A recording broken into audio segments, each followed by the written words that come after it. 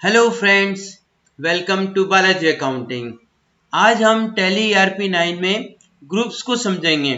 Accounting groups tally में जब तक आप ग्रुप्स को नहीं समझेंगे तब तक आपको लेजर बनाते समय ग्रुप को डिसाइड करने में प्रॉब्लम आएगी।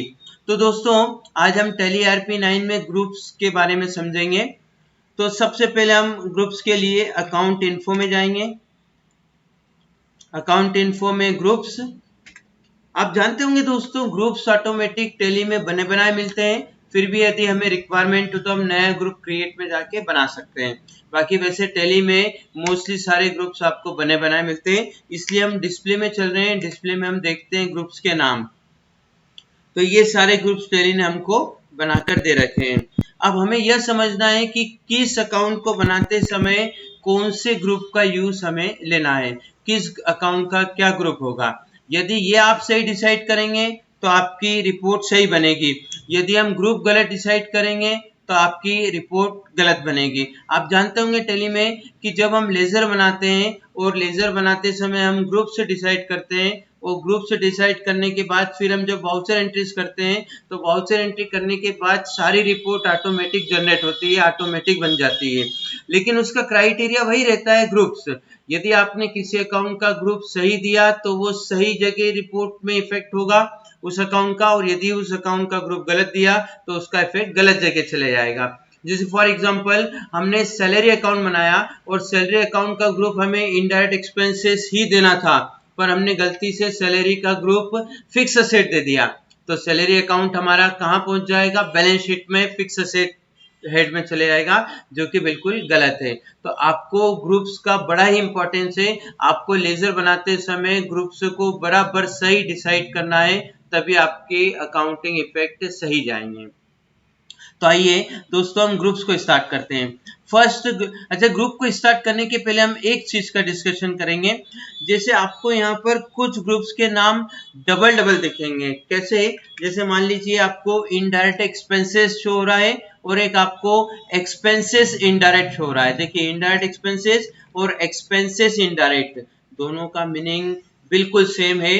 यदि मैं किसी का नाम पहले बोलूं और फिर सरनेम कहें, या हम पहले सरनेम बोल के फिर नाम कहें, कोई डिफरेंस नहीं है। आप यदि अंदर जाएंगे और यहाँ पर देखेंगे तो नाम ग्रुप का दे रखा है इनडायरेक्ट एक्सपेंसेस, लेकिन आपकी सुविधा के लिए उसका अलग एक्सपेंस इनडायरेक्ट दे रखा है, ताकि आप कभी भी सर्च करें तो आप किसी भी अकाउंट का ग्रुप इनडायरेक्ट एक्सपेंसेस से भी सर्च कर सकते हैं या एक्सपेंसेस इनडायरेक्ट से भी सर्च कर सकते हैं। अभी देखिए, हमने इनडायरेक्ट एक्सपेंसेस ग्रुप पर जाकर एंटर किया तो आपका इनडायरेक्ट एक्सपेंसेस ग्रुप खुला है और उसका लाइस एक्सपेंसेस इनडायरेक्ट है। यदि हम एक्सपेंसेस इनडायरेक्ट इस लिस्ट में खोलेंगे,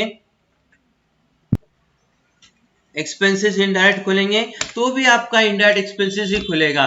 मतलब ये दोनों ग्रुप बिल्कुल सेम है। उन्होंने क्या कर रखा है कि इस ग्रुप का अलाइस एक्सपेंसेस इनडायरेक्ट दे रखा है। तो जब भी आप लेजर बनाए तो आप इनडायरेक्ट एक्सपेंसेस यदि उस अकाउंट का ग्रुप लेना चाहते हैं तो ले सकते हैं, या आप उसका ग्रुप एक्सपेंस इनडायरेक्ट लेंगे तो भी वही बात है। दोनों में कोई डिफरेंस नहीं है। तो आइए दोस्तों, हम स्टार्ट करते हैं।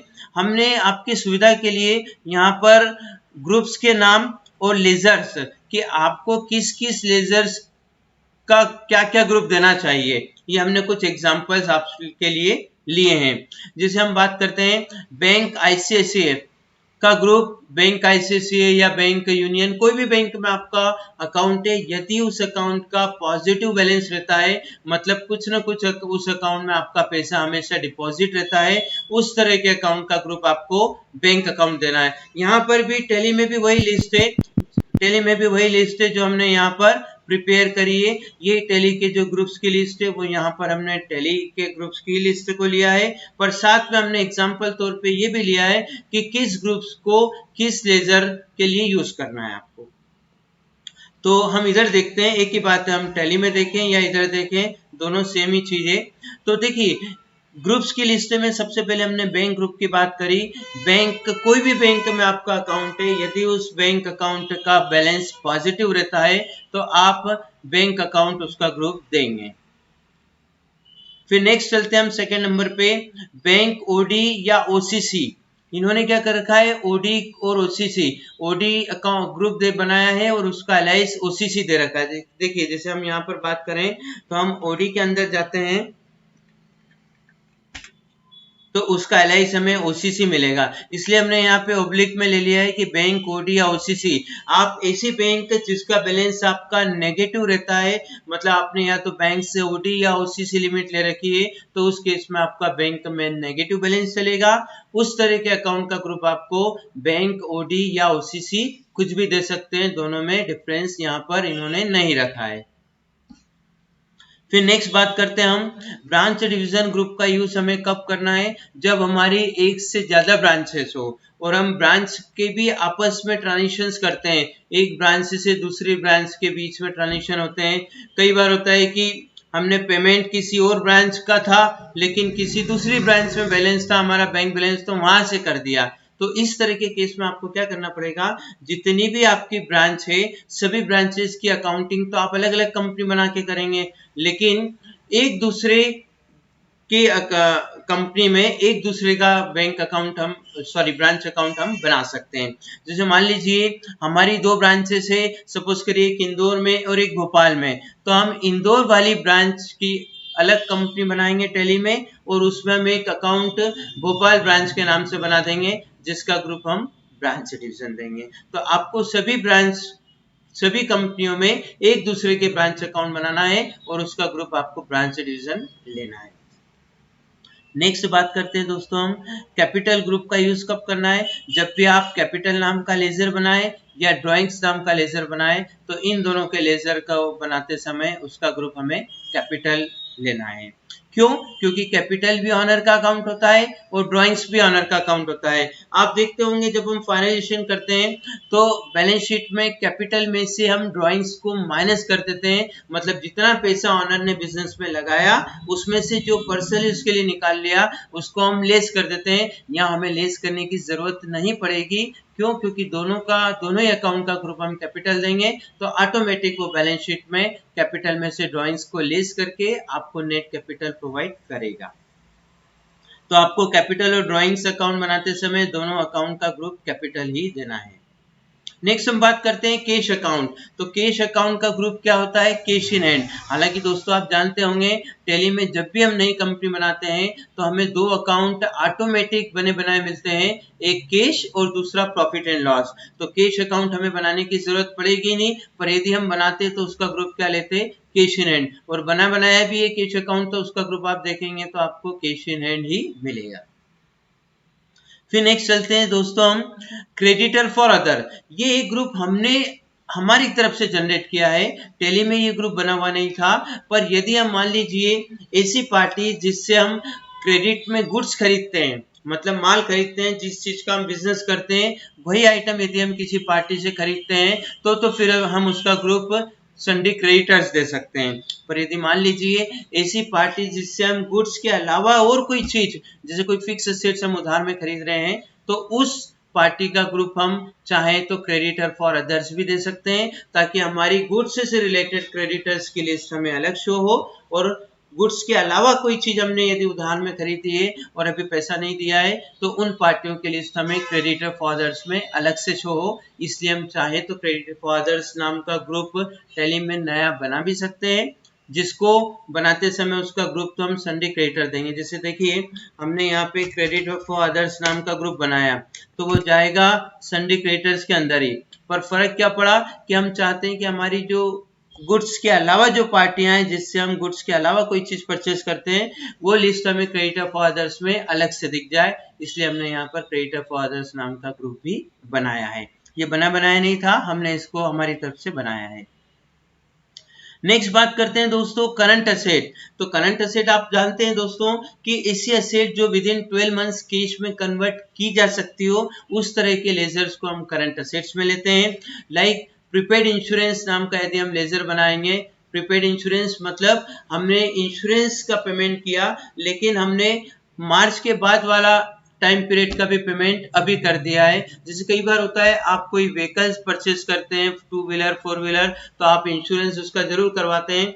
और इंश्योरेंस किस तारीख से होता है? जिस तारीख को आपने गाड़ी परचेस की है, मतलब जिस तारीख का आपका इनवॉइस है उस तारीख से नेक्स्ट ईयर की उस तारीख तक का इंश्योरेंस आपका रहता है। जैसे मान लीजिए हमने गाड़ी परचेस करी 10 अक्टूबर को, 10 अक्टूबर 2021 में, तो 10 अक्टूबर 2021 से 9 अक्टूबर 2022 तक का हमारा इंश्योरेंस रहेगा। तो दोस्तों जब हम इंश्योरेंस का पेमेंट करते हैं तो हमने 10 अक्टूबर को ही 10 अक्टूबर 2021 से 9 अक्टूबर 2022 तक का पूरा पेमेंट कर दिया। लेकिन देखा जाए तो मार्च 2022 को हमारा साल क्लोज हो जाएगा और नया साल 1/4/2022 से स्टार्ट होगा। इसका मतलब हमने नए साल के भी कुछ मंथ का पेमेंट अभी से ही कर दिया, तो हम उसके लिए प्रीपेड इंश्योरेंस नाम का अकाउंट बनाएंगे और प्रीपेड इंश्योरेंस के थ्रू एंट्री पास करेंगे। तो जब भी आप प्रीपेड इंश्योरेंस का अकाउंट बनाएंगे, प्रीपेड यानी पहले से ही पेड कर दिया, नेक्स्ट ईयर का पैसा भी हमने कुछ हद तक अभी पैसा दे दिया है, तो इसलिए उस अकाउंट का ग्रुप हम क्या लेंगे? Current asset. नेक्स्ट बात करते हैं दोस्तों हम, ऐसी और भी कुछ कई लेजर हो सकते हैं जिसका आप ग्रुप करंट एसेट्स ले सकते हैं। करंट लायबिलिटी की हम बात करें तो जैसे अनएक्रूड इनकम, ऐसी इनकम जो हमने कमाई नहीं है पर हमें पहले ही पैसा मिल गया है, उस तरह की इनकम्स को आप काय में ले सकते हैं? करंट एसेट्स में, करंट लायबिलिटीज में, सॉरी। फिर नेक्स्ट बात करते हैं हम deposit assets. Deposit asset group का यूज कब करेंगे? यदि हम किसी भी डिपार्टमेंट में ऐसे सिक्योरिटी कोई पैसा जमा करते हैं तो उसके लिए हम डिपॉजिट एसेट ग्रुप को यूज करेंगे। जैसे मान लीजिए हमने इलेक्ट्रिक डिपार्टमेंट में कुछ इलेक्ट्रिक कनेक्शन के लिए कुछ सिक्योरिटी डिपॉजिट दे रखा है, तो इलेक्ट्रिक डिपॉजिट नाम का लेजर बनाएंगे, उसका ग्रुप डिपॉजिट एसेट होगा। या फिर हमने बीएसएनएल या कोई भी टेलीफोन कंपनी में कुछ सिक्योरिटी का पैसा जमा कर रखा है, तो उस अकाउंट को बनाते समय भी उसका ग्रुप हम चाहें तो डिपॉजिट एसेट ले सकते हैं। तो ऐसा पैसा जो हमने ऐसे सिक्योरिटी जमा किया है जो हमें बाद में वापस मिलेगा, पर नॉर्मली इस पे कोई हमें ब्याज नहीं मिलता है, इस तरह के अकाउंट को डिपॉजिट एसेट में लिया जाता है। नेक्स्ट बात करेंगे हम 10th नंबर पे, डायरेक्ट एक्सपेंसेस या एक्सपेंसेस डायरेक्ट। दोस्तों हमने भी चर्चा की थी कि टैली में आपको ये दो नाम से ग्रुप्स मिलेंगे, डायरेक्ट एक्सपेंस और एक्सपेंस डायरेक्ट, लेकिन दोनों का मीनिंग बिल्कुल सेम है। उन्होंने डायरेक्ट एक्सपेंसेस के अलावा एक एलाइज के अंदर एक्सपेंसेस डायरेक्ट नाम का ग्रुप और दे रखा है, तो दोनों का मीनिंग बिल्कुल सेम है। तो आपको डायरेक्ट एक्सपेंस या एक्सपेंस डायरेक्ट वाले ग्रुप का यूज कब करना है? जब आप ऐसे खर्चों का पेमेंट कर रहे हैं जो आपके माल खरीदने, माल बनाने या फैक्ट्री से रिलेटेड एक्सपेंसेस हो, उन सभी एक्सपेंसेस को हमको किस हेड में लेना है? डायरेक्ट एक्सपेंसेस में। जैसे हमने यहाँ पर फैक्ट्री का इलेक्ट्रिसिटी बिल, मान लीजिए हमारी मैन्युफैक्चरिंग फर्म है और हम फैक्ट्री का इलेक्ट्रिसिटी बिल पे करते हैं, या फैक्ट्री रेंट पे है तो फैक्ट्री का रेंट पे करते हैं, या फैक्ट्री का टेलीफोन बिल पे करते हैं, या जो हमारे यहाँ लेबर वर्क करते हैं उनको हम लेबर या वेजेस का पेमेंट करते हैं, तो इस तरह के अकाउंट सभी डायरेक्ट एक्सपेंस में जाएंगे। यदि मान लीजिए हम मैन्युफैक्चरिंग फर्म नहीं है, हम तो डायरेक्टली ट्रेडिंग करते हैं, हम गुड्स परचेज करते हैं और देन उसको सेल कर देते हैं। तो मान लीजिए आप गुड्स परचेज कर रहे हैं, तो गुड्स को परचेज करने पे जो भी आपका ट्रांसपोर्टेशन या जो भी खर्चे हो रहे हैं वो सारे आपके डायरेक्ट एक्सपेंसेस में आएंगे। नेक्स्ट बात करते हैं डायरेक्ट इनकम या इनकम डायरेक्ट। तो नॉर्मली जो हमारी मेन इनकम होती है लाइक सेल, उसको हम सेल्स हेड में लेते हैं। यहाँ पर आप नीचे देखेंगे तो आपको सेल्स नाम का एक अलग से ग्रुप मिलेगा जो भी हम डिस्कस करेंगे, तो इसलिए हम सेल्स अकाउंट जो बनाएंगे गुड्स की सेल, उसको तो हम नॉर्मली सेल्स ग्रुप में ले लेंगे। पर यदि हम स्क्रैप सेल कर रहे हैं, लाइक मान लीजिए आपकी मैन्युफैक्चरिंग फर्म है और आप कुछ जो भी वेस्टेज निकलता है, जो आपका स्क्रैप निकलता है, उसको भी आप सेल कर देते हो, उससे जो भी भले ही बहुत थोड़ा पैसा आएगा पर जो भी पैसा उससे मिलेगा वो भी आपको शो तो करना पड़ेगा, इसलिए उसको हम किस हेड में ले लेंगे? डायरेक्ट इनकम में। नेक्स्ट बात करते हैं हम ड्यूटीज एंड टैक्सेस। जितने भी हमारे टैक्स से रिलेटेड अकाउंट है जैसे जीएसटी, टीडीएस, इन टैक्सेस से रिलेटेड अकाउंट का ग्रुप हम क्या देंगे? Duties and taxes. क्यों? क्योंकि हम टीडीएस के केस में हम सामने वाले का टीडीएस डिडक्ट कर रहे हैं, तो हमारी लायबिलिटी, हमारी ड्यूटी है कि हम उसको गवर्नमेंट में पे करें, उसी प्रकार हम माल सेल करते समय जीएसटी सामने वाले से कलेक्ट कर रहे हैं, जीएसटी ले रहे हैं, तो वो जीएसटी भी आपका ड्यूटी है, आपका ड्यूटीज एंड टैक्सेस हेड में ही जाएगा। नेक्स्ट बात करते हैं फिक्स असेट। जितनी भी हमारी फिक्स असेट्स होती है वो सभी आपकी, जैसे like computer, furniture, machine, car, वो सब आपकी फिक्स असेट्स में जाएगी। जैसे मान लीजिए हम माल परचेस करते हैं, हमारा मान लीजिए कंप्यूटर का बिजनेस है, तो फिर वो हमारे लिए फिक्स असेट नहीं होगी, फिर तो कंप्यूटर हमारे लिए गुड्स कहलाएगा। लेकिन मान लीजिए हम ये मान रहे हैं कि हमारा रेडीमेड का बिजनेस है और हमने यदि कंप्यूटर, मशीन, कार ये चीजें परचेस की है, तो इनका पर्पस सेल करना नहीं है, इनका पर्पस हमारे ऑफिशियल यूज के लिए यूज करना है, इसलिए इस तरह के एसेट्स को हम फिक्स एसेट हेड में लेंगे और इन एसेट्स पे नॉर्मली हम डेप्रिसिएशन भी चार्ज करते हैं। नेक्स्ट बात करते हैं इनडायरेक्ट एक्सपेंसेस या एक्सपेंसेस इनडायरेक्ट। देखिए दोस्तों, एक्सपेंसेस दो तरह के होते हैं, हमने चर्चा की थी, एक डायरेक्ट एक्सपेंस और एक indirect expense. Direct expenses means जो माल बनाने, माल खरीदने या फैक्ट्री से रिलेटेड एक्सपेंस है वो सभी डायरेक्ट एक्सपेंसेस हेड में जाएंगे, और ऐसे खर्चे जो सेलिंग या एडमिनिस्ट्रेटिव या ऑफिस या शॉप से रिलेटेड हो उस तरह के खर्चों को हम इनडायरेक्ट एक्सपेंसेस हेड में लेंगे।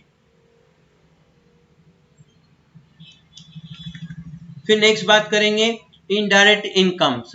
इनडायरेक्ट इनकम्स कौन सी होती है, लाइक जैसे सेल को छोड़कर जितने भी इनकम है, commission received, rent received, interest received, ये सारी हमारी इनडायरेक्ट इनकम्स होगी। और इन इनकम्स को बनाते समय उनका ग्रुप क्या लेंगे हम, इनडायरेक्ट इनकम्स या इनकम्स इनडायरेक्ट। दोनों का मीनिंग सेम है, हमने पहले भी चर्चा की है।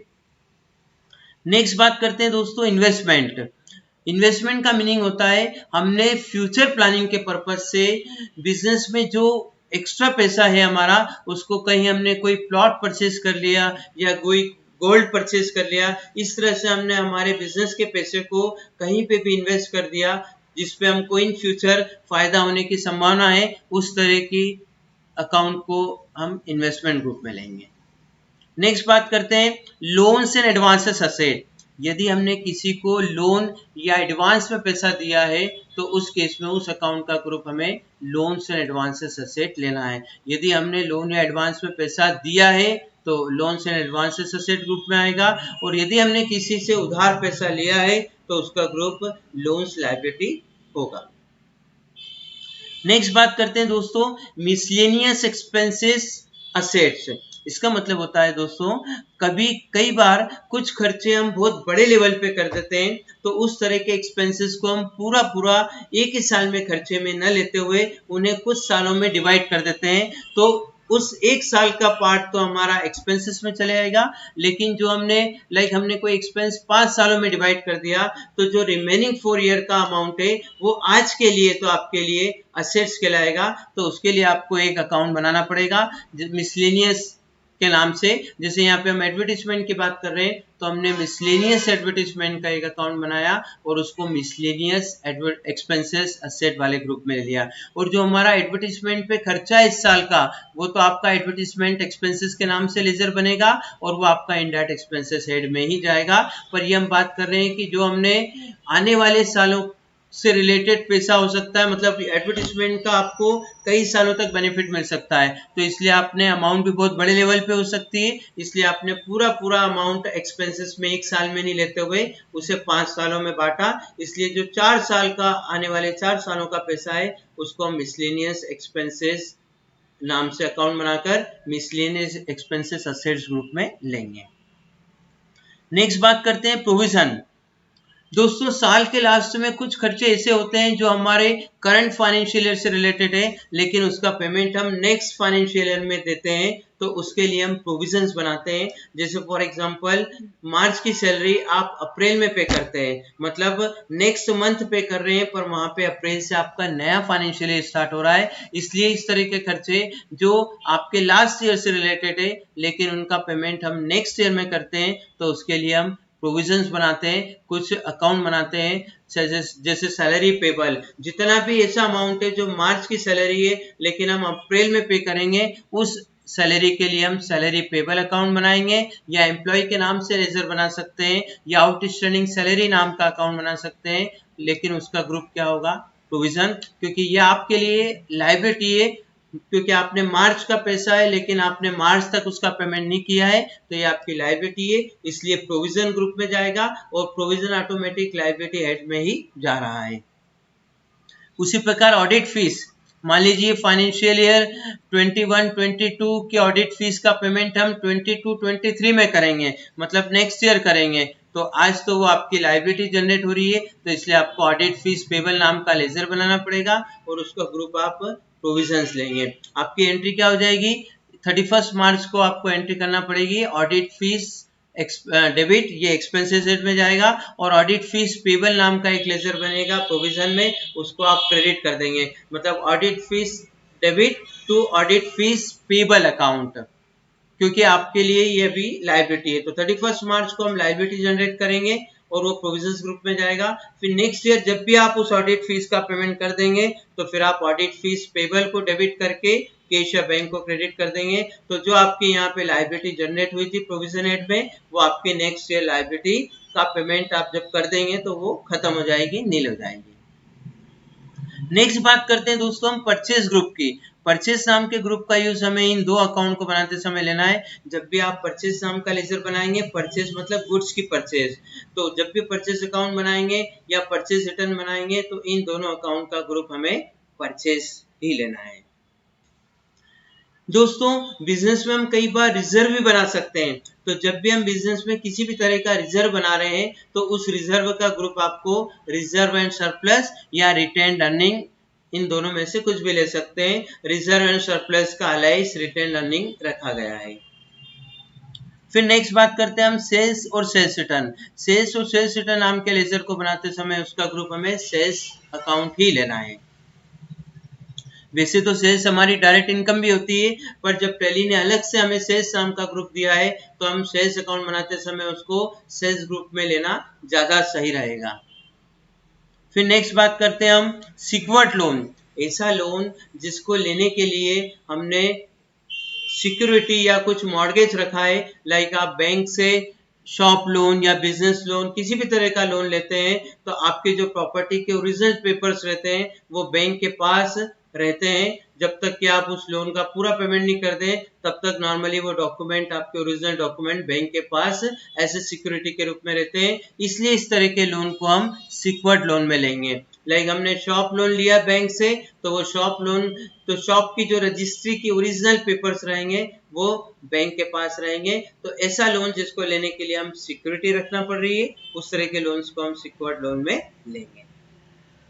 नेक्स्ट बात करते हैं दोस्तों हम स्टॉक अकाउंट। वैसे तो टैली में यदि आप इन्वेंट्री मेंटेन करेंगे तो आपका स्टॉक, क्लोजिंग स्टॉक ऑटोमेटिक निकल जाएगा, पर इन केस हम यदि क्लोजिंग स्टॉक मैन्युअली डालना चाहते हैं या हम स्टॉक मेंटेन नहीं कर रहे हैं तो उन केसेस में हमें स्टॉक अकाउंट बनाना पड़ेगा, उसका ग्रुप हम स्टॉक इन हैंड लेंगे। देन हम मैन्युअली भी ओपनिंग और क्लोजिंग स्टॉक को डाल सकते हैं। जब आप क्लोजिंग स्टॉक और ओपनिंग स्टॉक मैन्युअली सेट करेंगे तो ऑटोमेटिक वो आपके अकाउंट्स में इफेक्ट देने लग जाएंगे। नेक्स्ट बात करते हैं जितने भी हमारे सप्लायर्स है जिनसे हम क्रेडिट में माल परचेस करते हैं उन सभी पार्टियों को हमें सन्डी क्रेडिटर्स हेड में देना है। ऑल कस्टमर्स, जितने भी हमारे डेटर्स है मतलब कस्टमर्स है, इट मीन्स इनको भी हम क्रेडिट में माल सेल करते हैं, बस वो सभी पार्टियां हमारी सन्डी डेटर्स हेड में जाएगी। सस्पेंस ग्रुप, सस्पेंस ग्रुप का यूज हम तब करते हैं दोस्तों जब हमें किसी लेजर को बनाते समय उसका ग्रुप कंफर्म नहीं है, डाउटफुल है, तो उस अकाउंट का ग्रुप टेम्परेरी हम सस्पेंस दे देते हैं। बाद में हम अपने सीनियर से या ऑनर से कंफर्म करके उसको बाद में अल्टर करके सही हेड में शिफ्ट कर देंगे, पर टेम्परेरी हमें किसी अकाउंट का ग्रुप नहीं क्लियर है या हमें नहीं मालूम है किस चीज का पैसा दिया जा रहा है, तो उस केस में हम उसको फिलहाल सस्पेंस में ले सकते हैं। बाद में उसका सही ग्रुप हम जल्द से जल्द सही कर देंगे उसे। नेक्स्ट बात करेंगे अनसिक्योर्ड लोन। अनसिक्योर्ड लोन जैसा कि नाम से पता चल रहा है ऐसा लोन जिसको लेने के लिए हमें कोई सिक्योरिटी नहीं रखना पड़ती है। जैसे हम हमारे रिलेटिव, फ्रेंड्स किसी से भी उधार में पैसा लेते हैं तो वो नॉर्मली हमसे कोई सिक्योरिटी, कुछ मॉर्गेज नहीं रखवाते हैं, तो इस तरह का लोन से रिलेटेड अकाउंट को आप अनसिक्योर्ड लोन ग्रुप में ले सकते हैं। तो दोस्तों टैली में ये सभी ग्रुप्स है जिनके बारे में हमने चर्चा करी, ताकि आप जब भी टैली में कोई भी लेजर्स बनाएंगे तो आपको लेजर्स बनाते समय ग्रुप जरूर बताना पड़ेगा, और ग्रुप आप प्रॉपर बताएंगे तो आपका सही जगह रिपोर्ट में इफेक्ट होगा उस अकाउंट का, अदरवाइज वो मिस्टेक हो जाएगी। तो आइए हम कुछ अकाउंट को बनाना भी देखते हैं टैली में। आज हम लेजर्स को भी देखते हैं ताकि लेजर बनाते समय उसका ग्रुप हम प्रॉपर डिसाइड कर सकें। तो लेजर बनाने के लिए दोस्तों अकाउंट इन्फो में जाएंगे।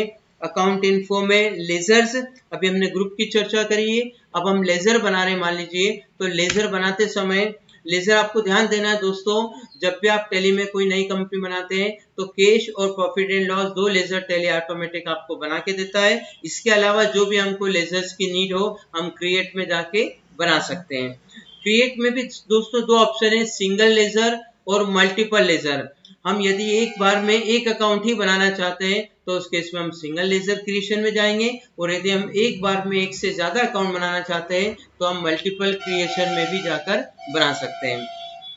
तो फिलहाल हम सिंगल क्रिएशन में जाते हैं। हम क्रिएट में गए, यहाँ हमें जिस भी अकाउंट की जरूरत है वो हम लेजर बना सकते हैं। लाइक मान लीजिए हमने लेजर बनाया कंप्यूटर अकाउंट। कंप्यूटर अकाउंट बनाते समय उसका ग्रुप पूछा जाएगा, अंडर मतलब ग्रुप। तो ये दोस्तों जो हमने अभी ग्रुप्स की लिस्ट समझिए, वो ग्रुप की लिस्ट यहाँ पे आ रही है। तो दोस्तों कंप्यूटर क्या है हमारा, कंप्यूटर हमारा फिक्स असेट्स है, इसलिए इसका ग्रुप आपको फिक्स असेट्स लेना है। इस कंप्यूटर अकाउंट का मतलब फिक्स असेट का इन्वेंट्री से कोई संबंध नहीं है। इन्वेंट्री का संबंध परचेज सेल, परचेज रिटर्न और सेल रिटर्न से होता है। तो उस तरह के अकाउंट बनाते समय ही इन्वेंट्री वैल्यू अफेक्टेड को यस करेंगे। परचेज सेल और रिटर्न से रिलेटेड अकाउंट को छोड़कर बाकी किसी भी अकाउंट में हमको इन्वेंट्री वैल्यू अफेक्टेड को नॉर्मली यस नहीं करना है। कॉस्ट सेंटर की यदि हमें जरूरत हो तो हम यस करेंगे। इस अकाउंट पे यदि कॉस्ट सेंटर का इफेक्ट देना हो तो यस करेंगे, अदरवाइज नो रखेंगे। फिलहाल हम नो रख रहे हैं। फिलहाल हम जीएसटी की भी बात नहीं कर रहे हैं, इसलिए हम जीएसटी भी यहाँ पर नॉट अप्लीकेबल कर रहे हैं। इस अकाउंट का नाम आ गया, नाम एड्रेस। हालांकि कंप्यूटर अकाउंट में आपको एड्रेस की कोई नीड नहीं रहेगी, कंप्यूटर का सेट है, इसका कोई एड्रेस नहीं हो सकता। कंट्री हमने इंडिया मध्य प्रदेश से ले लिया। इस तरह से हम हमारा अकाउंट बना सकते हैं। यहाँ पे वो हमसे पूछ रहा है टैक्स रजिस्ट्रेशन डिटेल्स, तो ये भी फिलहाल हम यहाँ पे अनरजिस्टर्ड या अननोन दे देते हैं, बाद में हम इसकी चर्चा करेंगे। सेट जीएसटी डिटेल्स, तो ये भी फिलहाल हम चर्चा नहीं कर रहे हैं, यहाँ पे एंटर करके आगे बढ़ेंगे। ओपनिंग बैलेंस, आपको ओपनिंग बैलेंस पे ध्यान देना है। जब आप लास्ट ईयर का जो भी क्लोजिंग बैलेंस रहता है आपका, वो इस साल के लिए ओपनिंग बैलेंस के रूप में आ जाएगा। लास्ट ईयर की बैलेंस शीट में जो भी अकाउंट है उन सभी के लेजर्स बनाते समय उनका हम ओपनिंग बैलेंस यहाँ पर डाल सकते हैं। फिलहाल हम वो नहीं डाल रहे, एंटर करके हमने अकाउंट को एक्सेप्ट कर दिया। इस तरह से हम दोस्तों कोई भी नया लेजर टैली में बना सकते हैं। पर लेजर बनाना बड़ा इजी है, पर लेजर बनाते समय उसका ग्रुप डिसाइड करना आपको बड़ा ध्यान से करना है। यदि यहाँ आपकी गलती हो गई तो आपका रिपोर्ट्स में गलत इफेक्ट होगा। तो दोस्तों आज हमने मेनली ग्रुप्स के बारे में चर्चा करी।